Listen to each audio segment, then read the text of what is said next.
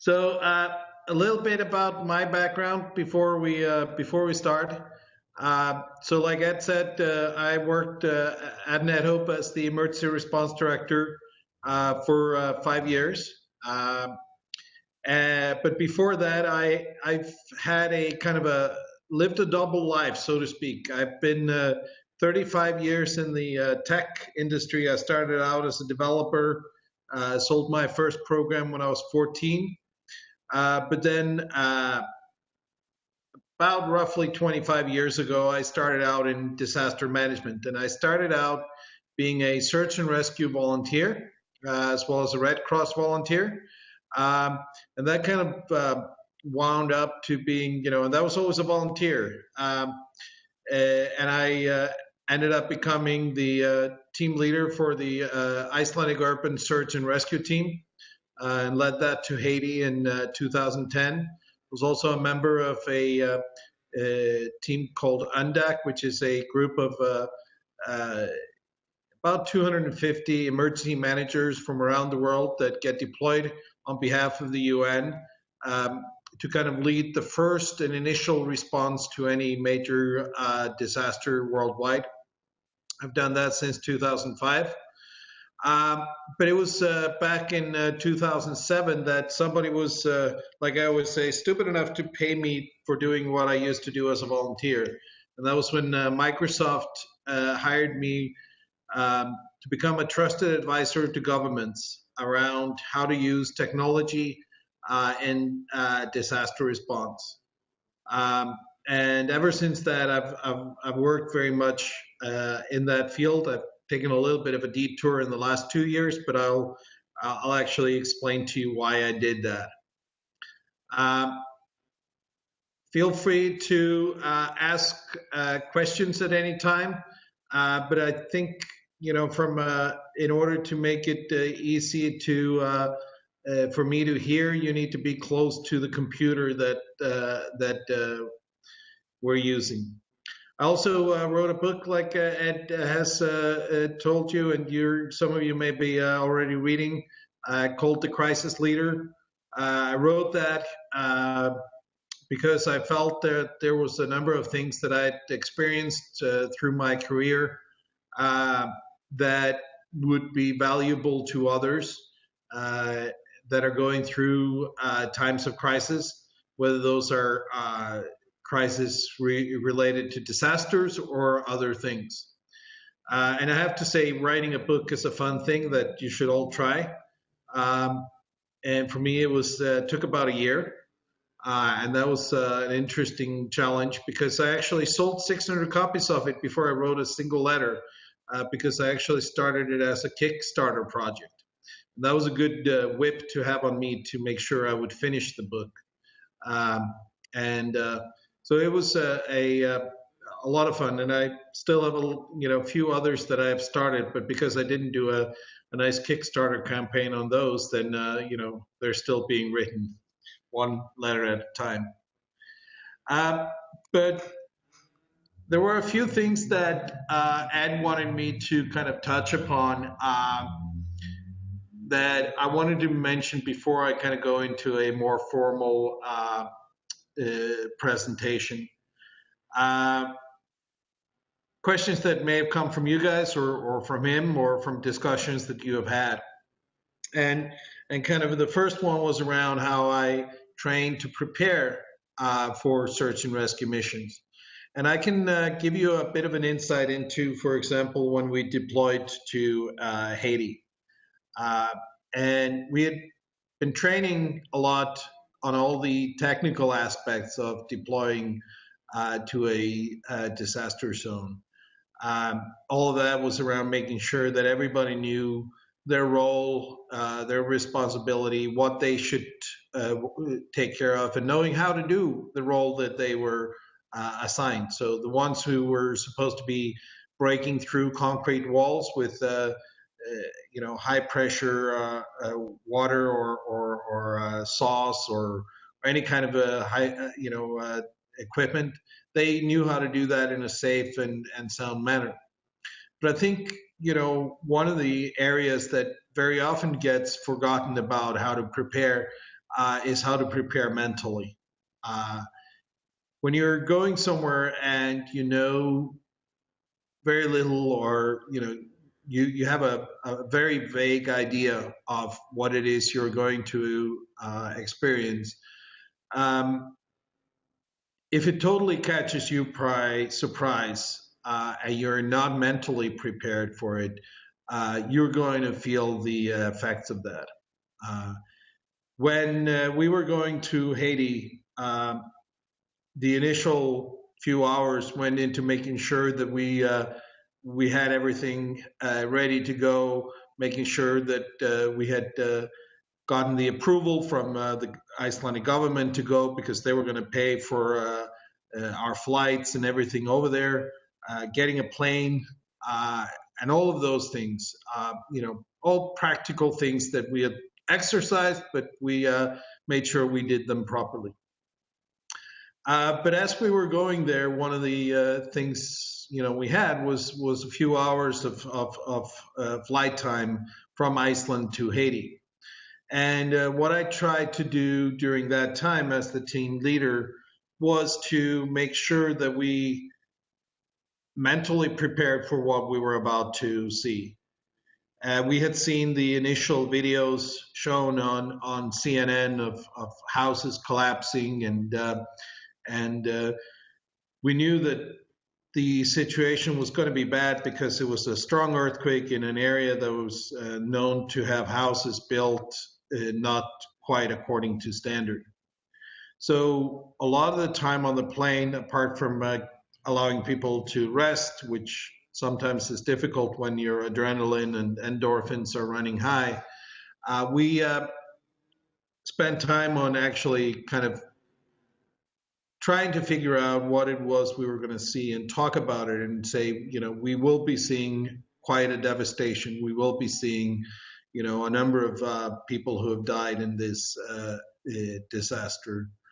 And we tried to be very pragmatic about it and talk about it and kind of, think about how we could deal with that.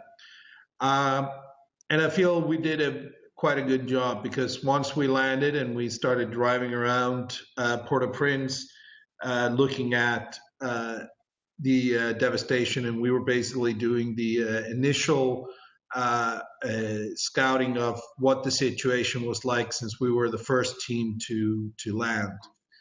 And the truth was that anything we had prepared for was 100 times worse. We were seeing tens of thousands of dead bodies on the streets. We were seeing those bodies being picked up by bulldozers and put into trucks and driven away. And that's something that, if we hadn't done this work of preparing ourselves mentally, we would have, probably had a team by that time which could not have been able to do the great work they did in the following days, simply because of the things we saw. But because we had kind of, even though we hadn't prepared for as bad as it was, we had prepared ourselves for something that we expected it to be bad. The hit mentally was not as bad as it could have been. And throughout that mission, we continued to have a very strict focus on the mental aspects of the team and the team morale, and how everybody was feeling by every morning and every evening, making sure that we were doing debriefs and working. So what I would say is, yes, know your task, know your skills, know everything that you're supposed to know, but don't forget to do the mental preparation.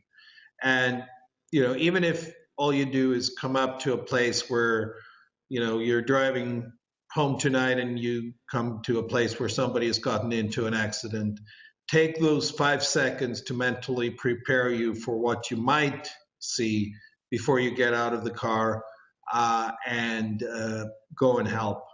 That little time that you take doing that will help you deal with that moving forward.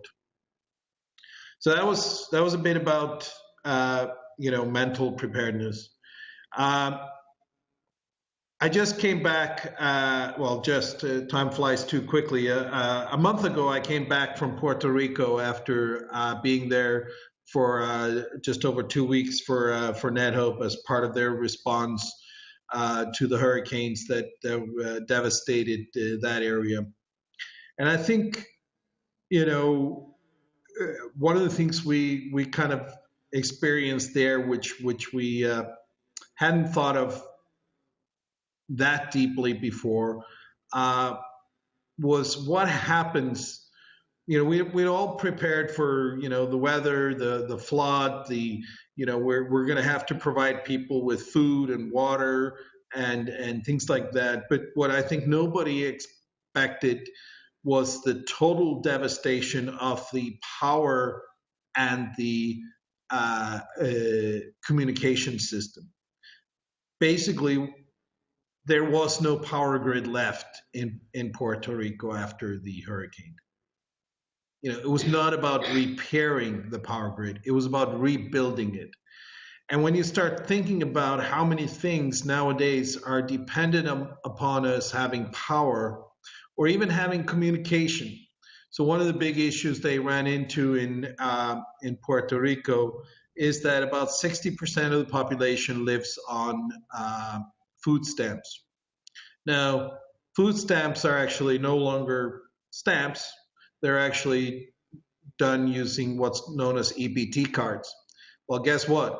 EBT cards require you to have a credit card terminal for it to work. And those credit card terminals, they require mobile connectivity, 3G or 4G or 2G.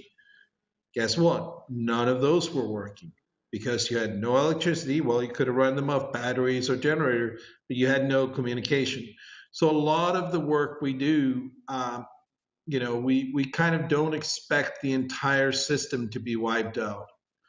And that's something that we need to start, I think, preparing ourselves for more is what is, as we get so dependent upon all of these technologies and all of these things, how can we start creating plans for what if we have no electricity for months? What if we have no connectivity for months? How are we going to solve that? How are we going to have solutions available that can address those things? And that even comes down to your personal preparedness. How are you going to work and how are you going to do all the work you do if you don't show up with everything charged up when you land? And then there's a little acronym that my colleagues at ICE have often used, and it's ABC: always be charging. So always be charging your batteries if you have the batteries on your phones, on your laptops, but also your extra little power banks. Be charging them whenever you have an opportunity to do so, because you never know when the next time you have that is going to be. Any questions on that?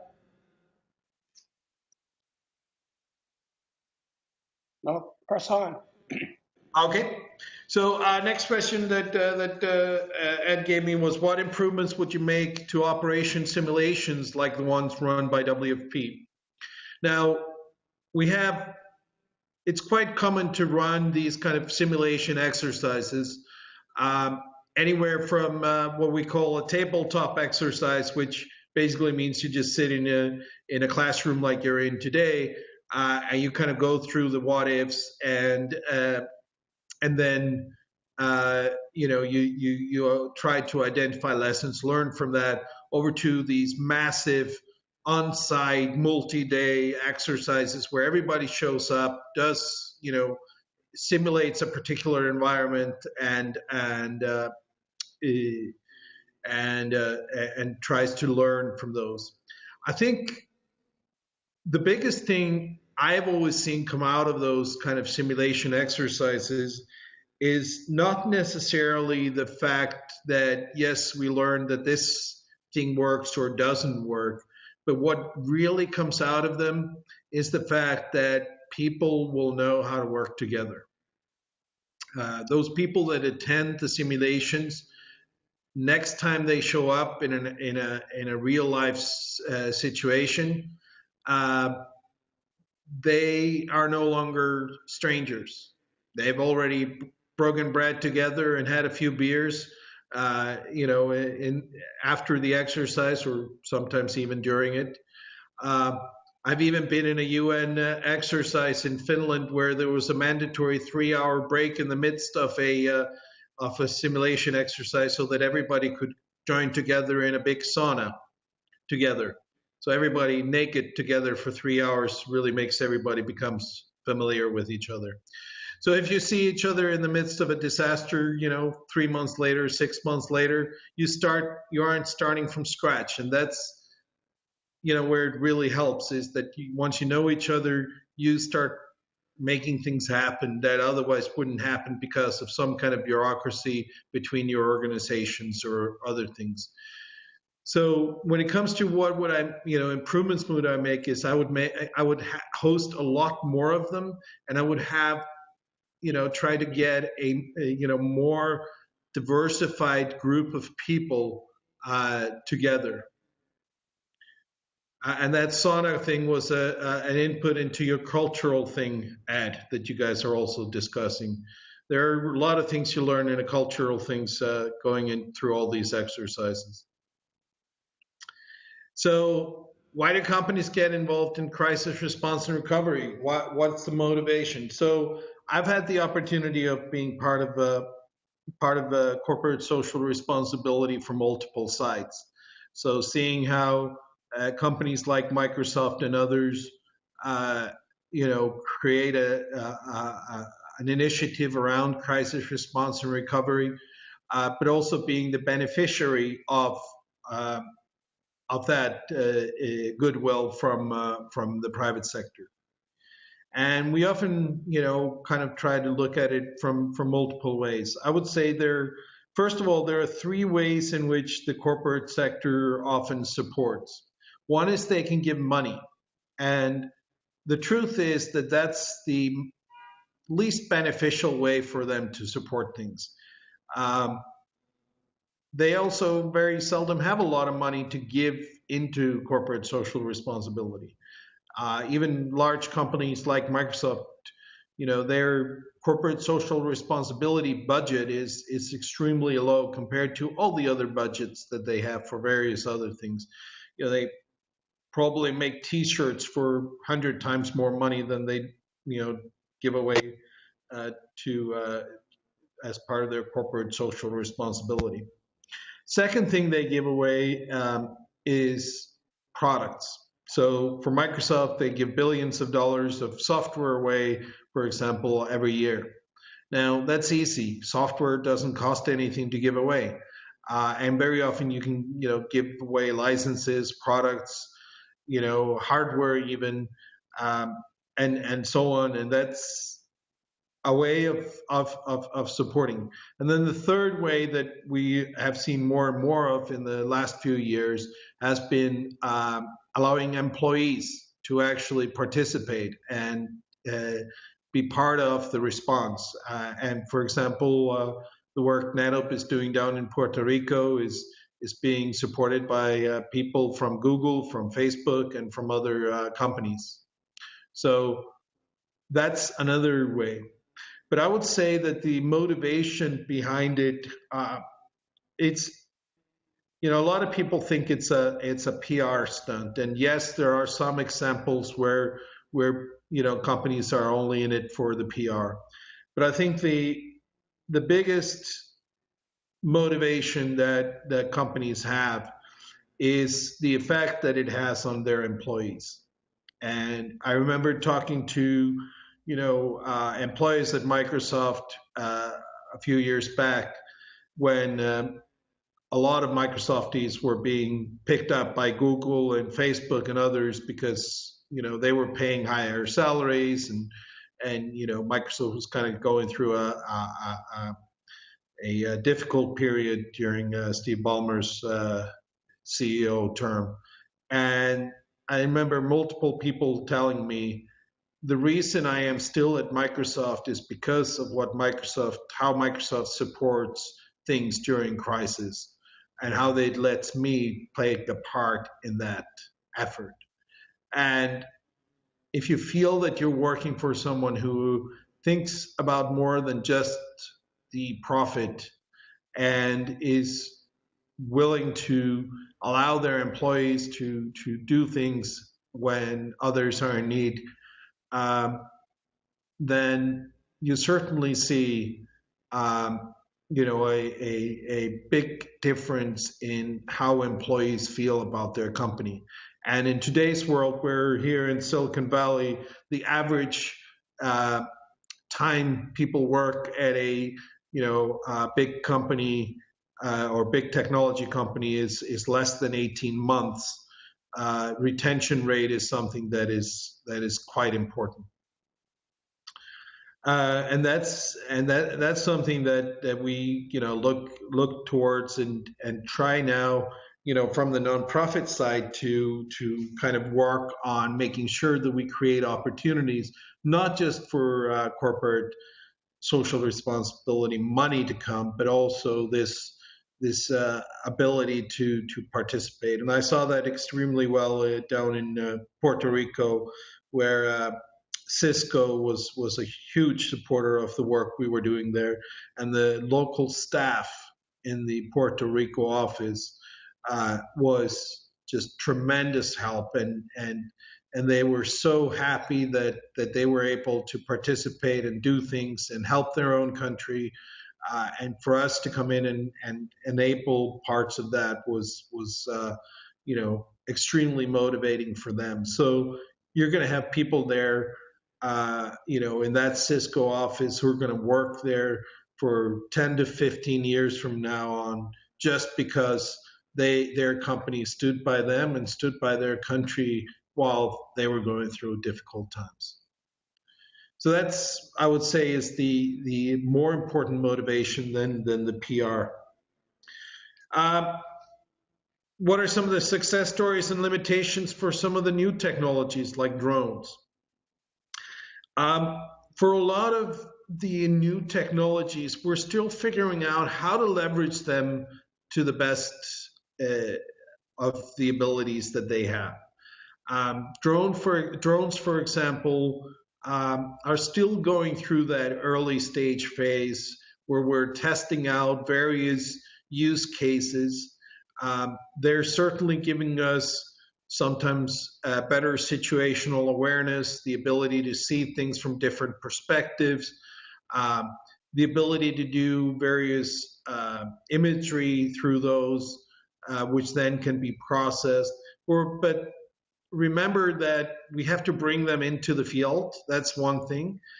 We have to operate them safely. Um, I was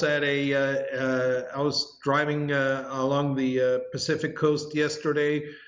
Drove past where a few people had gotten into were climbing down a hillside and got stuck, and the fire department was helping get them out. And somebody was flying a drone, which made it difficult for a helicopter to operate. So we're still figuring out how do we use these things in a coordinated and a safe manner, and then also how are we going to take the data that these new technologies can get us and apply them in the response efforts. And I'll go a bit deeper into that in a little bit. Um, what's in my Go Kit? I hear you guys are putting together a Go Kit, and the key thing about a Go Kit is, of course, having it ready, being able to grab it and actually go with a very short notice. Uh, I remember my first UN mission. My Go Kit was actually not with me. I was visiting Geneva for a meeting with UN OCHA, I was starting my new role with Microsoft, advising international organizations and governments. And my boss at Microsoft asked the UN, so what can we do to help you guys, in leveraging technology better? And the answer from one of the UN guys, well, can Gisli go on a disaster mission to Africa tomorrow? And my boss looked at me and I said, like, okay. And next thing I know I'm going to Ghana for floods on a flight the following morning. And I was in Geneva wearing a suit and a tie, and all I had in my suitcase were more suits and more shirts and more ties. Uh, but I had my Go kit in Iceland, so I called a friend of mine with ISAR, who's a guy who I know always can find solutions to any problem there is. And I told him I need my kit by latest, ship it to Ghana. But best is if you could somehow figure out a way to get it to Amsterdam, which is where I'm going to be flying out around 1 o'clock the following day. Next thing I know, he's actually gotten a guy who's also a joint friend who's a pilot at Icelandair to switch schedules, go on the Icelandair flight to Amsterdam and hand carry my Go kit to Amsterdam for me. So example of how my Go kit and preparedness plans went out the window because I wasn't traveling with it. So I made sure in the future to always have a few things with me so that I wouldn't get caught again like that. But what's in my Go kit? The key things I have is a set of quick dry clothes. You can get away with having 2 or 3, t-shirts, quick dry, or shirts, and a pair of quick dry pants and a number of underwear that are quick dry and socks, and wash that out of cold water every day, and you can wear that for a few weeks. And that's so having clothes that don't take a lot of effort to kind of get a little bit cleaner again is something that's kind of the basis. Second thing is to have some good shoes, and those can actually be sandals if they're sturdy and good, but find something that can go into areas where there is not everything is as clean and nice as you would have liked it to be. Then once you have your basic set of clothing, well, you need a hat, of course, because there's going to be sun everywhere, at least if you're from Iceland and you melt like me.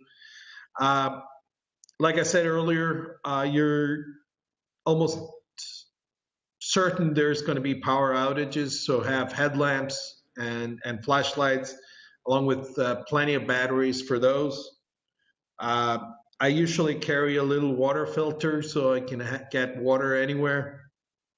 I also nowadays worry a lot more about what's in my kind of tech Go kit. So I showed earlier a good power bank. This one, for example, can charge my iPhone 9 times. So and this isn't even the one with the most a number of times you can charge. I also carry an extra phone so I can put a local SIM in it. I probably have SIMs from like 60, 70 countries. I also, created a little bag like this filled with cables and plugs and converters for various electrical outlets. In case you didn't know it, not all outlets are like the ones in the US. So you got to have different ones for Australia, different ones for UK, and different ones for Europe, and so on. So have a few sets of those. You can get them for $2, $3, or sometimes $5, $6 on Amazon. I also make sure I have both, always enough of my of any medicines that I need to take for at least 3 to 4 weeks into the future. But also, I make sure that I have um, various medicines that, kind of travel medicine that's recommended that you have, like malaria tablets and other things. And I make sure I always have those ready because I don't want to, if I get deployed somewhere, to have to go and, go to my doctor, get him to send something to the pharmacy. All of that takes time, and I don't want to have to do that. Sunglasses, sunscreens. I usually have a bunch of protein bars. It's amazing how often you forget to eat when you're deploying, and it's good to have something to grab like that. Uh, I also have a kit that I kind of have as a little add-on to my go bag, which is a tiny little. And unfortunately, I was going to take it all with me, but unfortunately, I'm moving in about 2 weeks time, so a lot of the things have been packed already. But I have a one-man tent that's about this big, air mattress that's about this big, and a sleeping bag that's about the same size, as well as a malaria kind of net that I have, all in my go kit, ready to go. I've thankfully never had to actually sleep in that one person tent, but I've used everything else. Um, I've been lucky enough to be able to smile my way into UN camps and other places where I can get a bed to sleep on. So that's kind of what I have in my go kit. The thing is, keep in mind that if you're going to be, like me, deployed to anywhere in the world, that what you will need varies greatly depending on where you're going.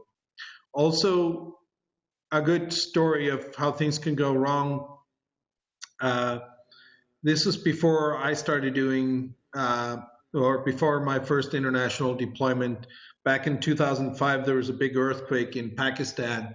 And when the earthquake hit, everybody in the UN team looked at the weather forecast for Islamabad and based their go kit on that. The actual earthquake was higher up in the mountains, and there it was actually around freezing point. So people showed up with very thin sleeping bags, um, you know, clothes for 75, 80 degrees weather, but we're actually being deployed up into the mountain region where things were a lot colder. So remember that weather is dependent upon altitude, and even if you're going somewhere inside of the U.S., that there's a lot of difference between here, for example, in Palo Alto, where it's nice and sunny outside, and going up to Lake Tahoe, which is up, where it's snowing and it's cold. So remember, to look exactly where you are supposed to be going and figuring out what the weather is going to be like there. Any questions?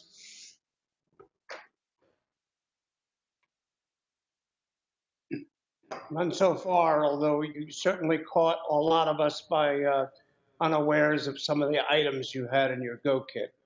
Quick dry clothes is, I don't think, something any of us put in. So good suggestion.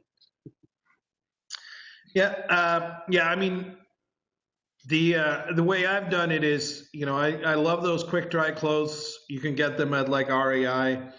They're usually expensive, but I've just added one and one every few months or every year to my collection, and thereby, I have more options. And there's one golden rule we learned in ISAR, because we deal a lot with cold, which is cotton kills. So if you're going anywhere where it's cold, don't wear anything out of cotton. And it doesn't dry as quickly either. So those quick dry materials are really worth it. All right. So I wanted to talk a little bit more about this question of new technologies and where that is taking us. And I want to do it from kind of the crisis informatics point of view, uh, and talk about kind of what I've seen happening over the past decade, and the changes that I've observed and kind of where I see things going. Because I want to give you guys a uh, bit of an insight into where I think, as some of you will in the future be deploying, what kind of world that will be. Uh, so over the past decade, I've seen a lot of improvements in our ability to get connectivity into the field. Uh, both technology-wise, we have technology now, whether it's satellite-based or point-to-point wireless or other things that we're able to, and even, if you followed the Project Loon work that Google was doing down in Puerto Rico of sending up weather balloons with mobile connectivity on them, things have improved a lot. Uh, Not necessarily then leading to better things, which I'll talk about later, but we have improved the connectivity. And I would say that, nowadays when you deploy to a disaster zone, there will be some level of connectivity within the first 24 hours. But it will kind of grow after that rapidly.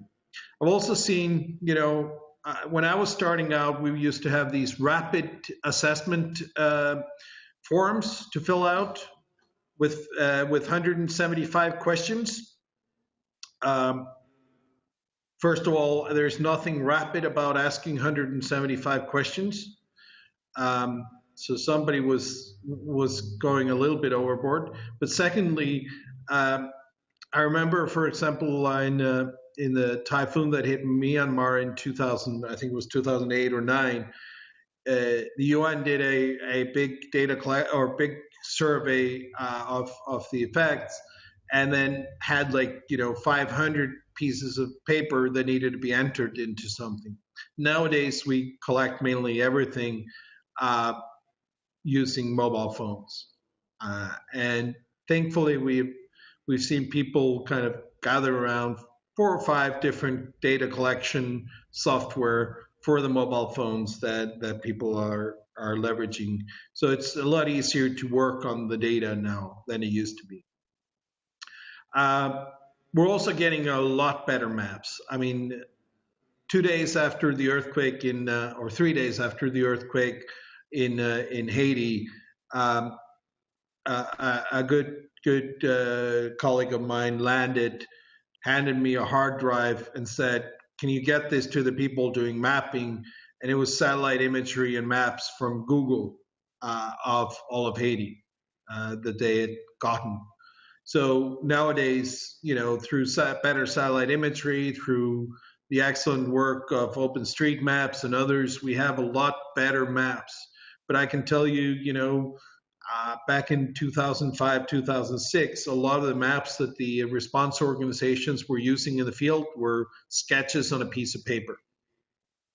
I've also seen social media turn into a tool for us, both a tool for building awareness of what's going on, but also a tool for doing the actual response. And if you want to look at interesting use of social media in response, I suggest looking towards the Philippines, which have been doing a great job of leveraging, for example, Twitter to replace the 911 system that they don't have,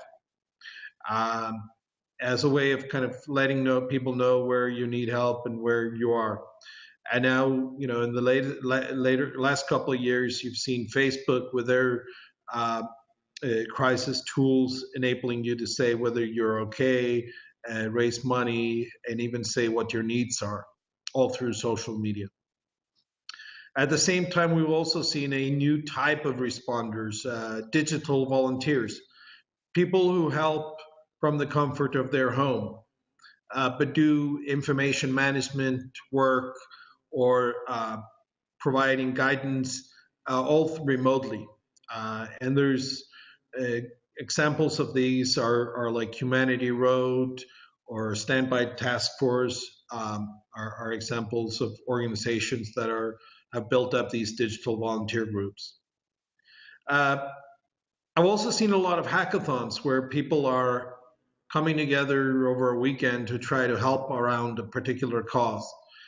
I would though warn that a lot of those are not necessarily doing a very much positive in the sense that they make the people attending them feel good, but not necessarily any of the things that get done there have an effect on the actual response.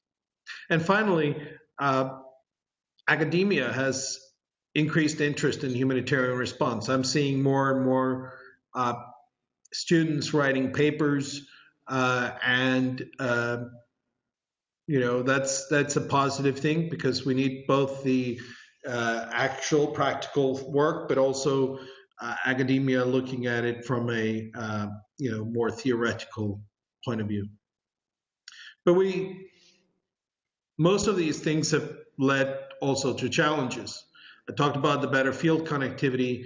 It actually led, instead of people in the field having better connectivity and thereby better ability to make decision, the opposite happened where decisions are now more centralized than they were before. Again, there was a number of data collection systems. They were at one time there were 35. Now they're down to about 5, and there's lack of standards. Yes, we have great mapping, but we don't know how to ask for better maps, and we don't know how to ask for maps that actually help us make decisions better. A lot of the social media use, particularly targeted toward awareness, is eating up a lot of the bandwidth that we have, which in the field is often very limited, meaning that in order to create good awareness, you want to share videos, for example, from the field. Well, when your connectivity is very limited, sending 100 megabyte video across that bandwidth can both take a lot of time, but also cost a lot of money. Yes, we have the digital volunteers, but often the more formal response organizations don't know how to work with them or how to ask them, and the digital volunteers end up creating data sets that nobody needs. And I talked about the hackathons earlier, and I also want to say, with the academics, I see a lack of the practical research. In other words, there's a lot of the papers that I read, that I start out reading the abstract and it looks really good, but then once you get a few sentences into the main paper, you realize these people have never actually gone to a disaster zone and done the actual discussion with people in the field and understand what it's like there. A lot of it is done after the fact. So how do we change that? I don't know if you can actually see this. Can you see the video playing? Yeah, it's kind of choppy, but it's playing, yeah.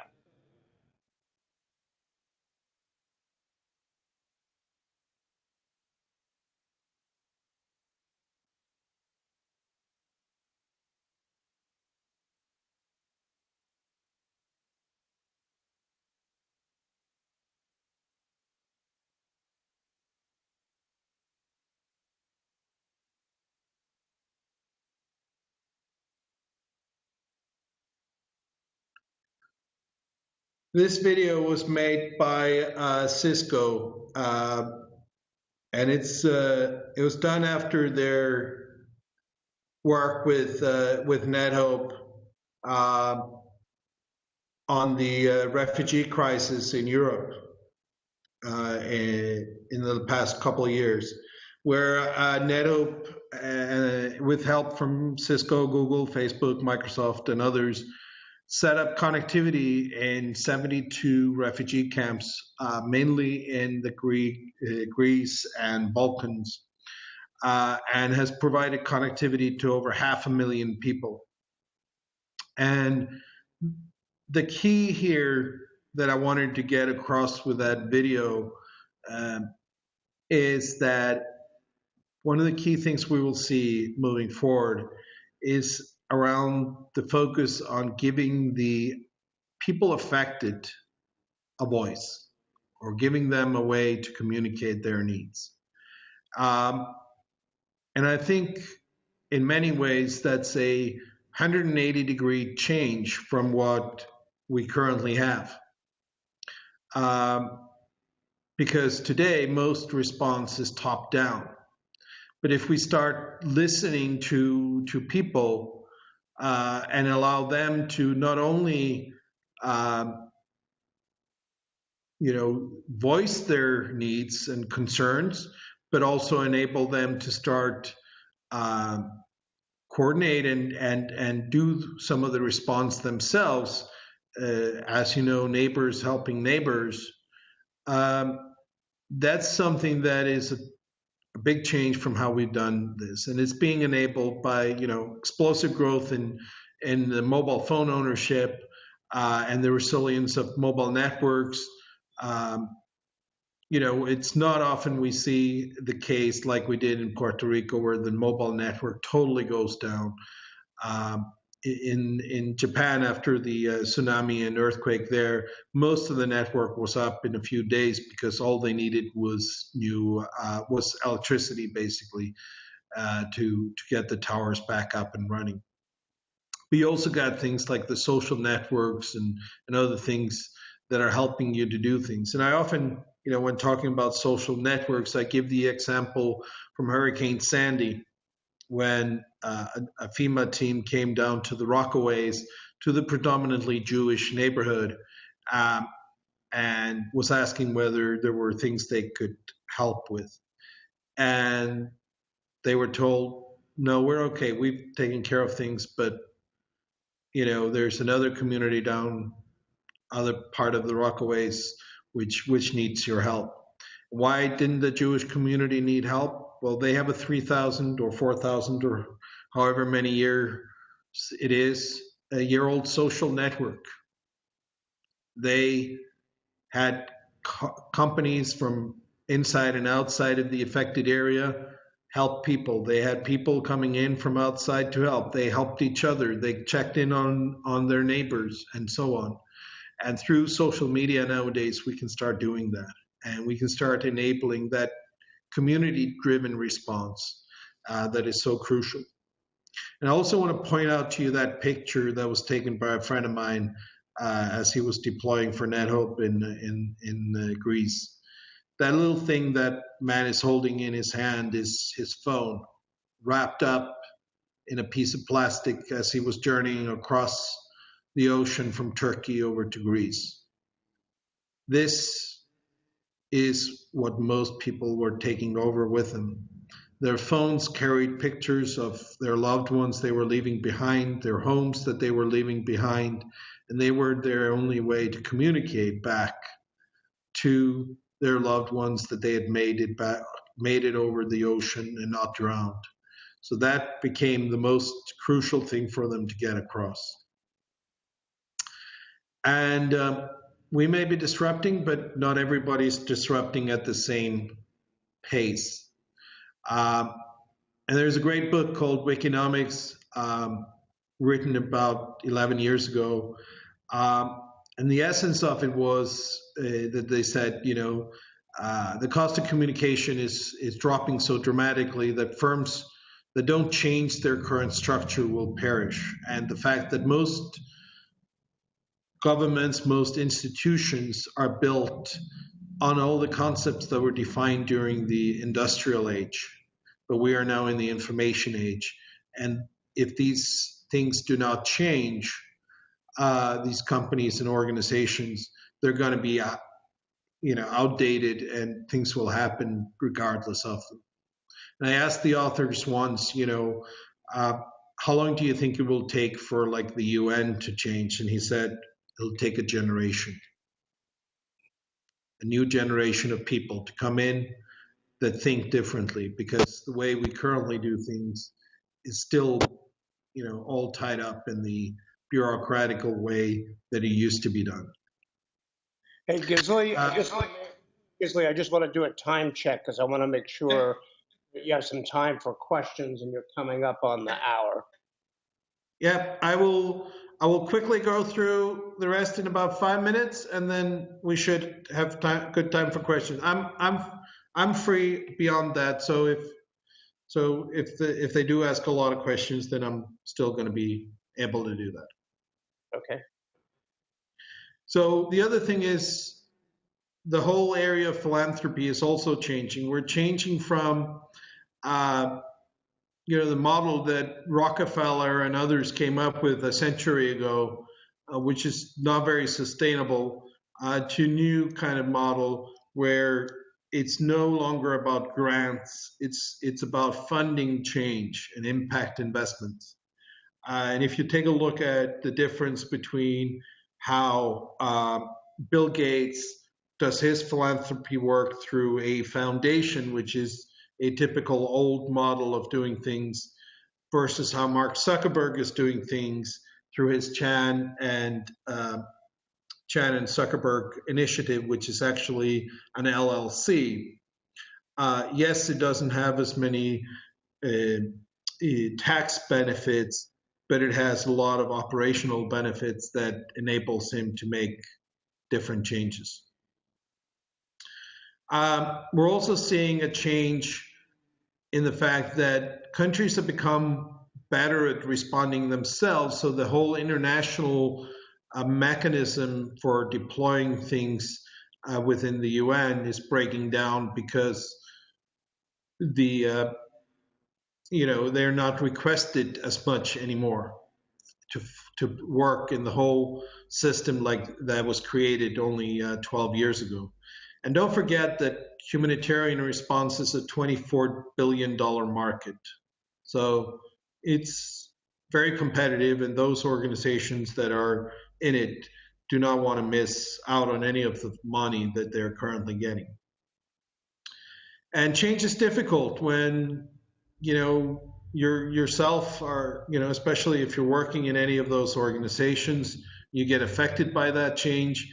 When there's a lot of money, I just told you, $24 billion. When people don't think outside of the box, when you have bureaucracy stronger than progress, when you realize you're an outdated dinosaur fighting to stay in power.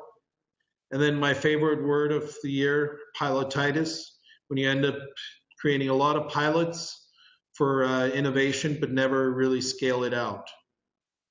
So that's why I've been spending my last couple of years figuring out how do we do different ways of doing things? How do we empower the communities? How do we, start doing things more digitally? How do we do things bottoms up and not top down? How do we build things also locally and not bulldoze over it with the global community coming in? And how do we mobilize all those companies and others who want to help us solve models and do it in a sustainable way? So again, I've talked about most of those things. We are changing the way we do things, and the world is also changing. You'll see, less money coming in from, for example, the U.S. government into this and new ways of doing things. And that's scary, right? That the world is changing. Well, we can learn from how others are disrupting. And we can learn, and that's why I moved here to Silicon Valley, to learn how disruption happens in other fields. We can leverage those models and those ways of doing things in the disaster field. Again, that's why I moved here. And what I've learned is that there is even interest from venture capitalists in investing in this space. Up the street from me is a startup that has gotten over $40 million to figure out how to use artificial intelligence to improve uh, information about the effects of earthquakes and floods and other disasters in the immediate aftermath of a crisis. And they're doing it uh, in a way that's sustainable and comes. So we need to figure out how do we do more of that. And everybody else is changing. We just have to make sure we're doing that as well. The second question the refugees ask as they land in Greece, first question is, where are we? To make sure they've actually gotten to Greece. Second question is, do you have Wi-Fi? Because they want to get information about where to go. They want to tell their loved ones where they've been. Information is a lifeline. But while it's easy to come up with new ideas, the hardest part is letting go of what worked 2 years ago.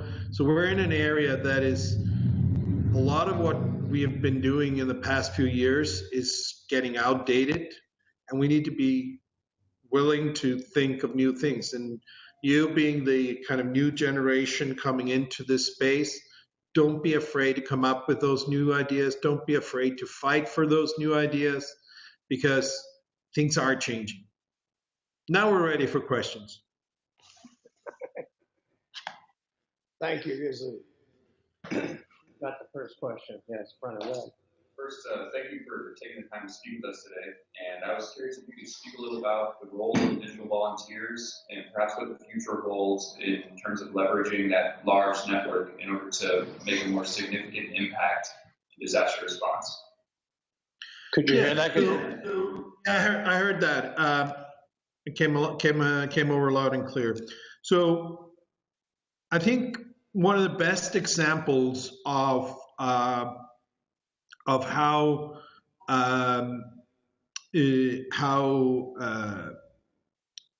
digital volunteers are being used is actually not in the international space, but more in the national space. And it's called VOST, or Volunteer Operation Support Team. And pretty much any national or county or state or city emergency operations center you go into around the world, you'll find that it's usually very understaffed, especially when it comes to the whole concept of sharing information out to the public, answering questions from the public, and so on. I've seen great examples. For example, when we had some volcanic eruptions in Iceland, you get attention from all over the world because this might affect air traffic across Europe. All of a sudden you start getting questions from all kinds of people over social media, over email, and so on. So how do you deal with that influx? I mean, when the volcanic eruption started in 2010 in Eyjafjallajökull, which, by the way, is one of the names you will never learn how to pronounce, which is why the U.S. military called it E-15. Starts with an E and has 15 characters. You had 150 journalists show up in Iceland the following day, and you had one person in the emergency management department that was supposed to take care of PR and journalists. And they were used to dealing with the 3 or 4 journalists they had to deal with in Iceland, but all of a sudden you have 150 organizations showing up. How do you scale that? So this concept of VOST, or Virtual Operation Support Teams, is having a set of digital volunteers who can sit anywhere, don't need to sit even in the same country as you, that you have trained in how to act as an auxiliary support arm, answering questions coming over social media or other places, through a kind of a shared information knowledge base. So you know how to answer things. If somebody asks, where is my nearest shelter that I should go to, these volunteers have access to the list of all the shelters and where, how to answer that, know how to answer all the most common questions, and the difficult ones they can't answer, they can hand over to the non-virtual operation support team. So that's an approach that I would say is a great way of extending your local capacity through digital volunteers. And what's been really cool is that those VOS teams that have been built up around various cities or various counties or even states, they've started collaborating together. So the Australian VOS team may help out with something during the middle of the night for a US VOS team, because guess what? That's when they're awake and that's when the US is asleep. So you can even do time zone, handoff if you collaborate in that manner.